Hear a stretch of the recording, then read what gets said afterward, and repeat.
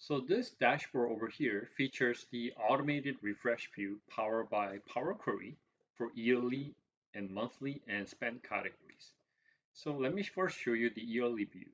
So this view shows the entire year trend of spend category with respect to saving and the income and also the total expenditure as you can see here. And then right now I only have year 22 to data, but as the data gets accumulated, you should be able to see the entire trend of your selected year. And then next up is the monthly view. So the monthly view, the idea is similar where except this actually provided the snapshot of the selected month's financial health and top spend category by percentage, as you can see here.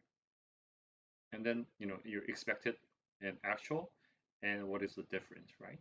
In terms of the expenditure and the income as well. So if I switch it to different month,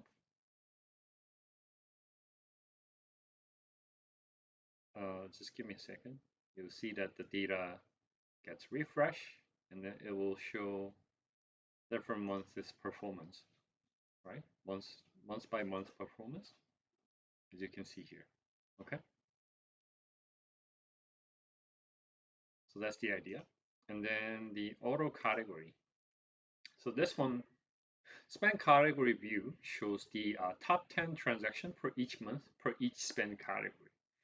So for example, right now I'm showing the data for 22 to January, and you can see the top 10 transaction by spend category. Fixed cost, food, shopping, grocery, insurance, blah, blah, blah, right? But let's say as soon as I change the filter slicer per transaction month, this gets updated automatically too. So you can see how spends the transactions are changing, right? I mean, being updated, right?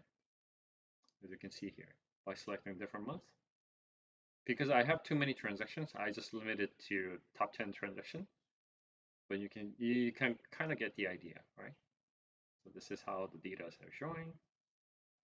Okay, perfect. And lastly, I would like to show the manual data entry view. So this view is to use for budget tracker to input your basically expense and income to show the monthly comparison of the expected versus actual and the differences in terms of the income and other expenditure category. So say for example, right now I only selected the year 2023 and February, right? But as soon as I choose different month, this will get updated. So this graph get updated and also the indicator here. So expected minus actual, the difference, and then the performance indicator, as you can see here. And then here is the data entry sheet where you have to actually enter the data for your income and the expenditure manually. And this will get updated as soon as I choose the different month and year filter slicer. This budget tracking view gets automatically updated. So that's the beauty of this.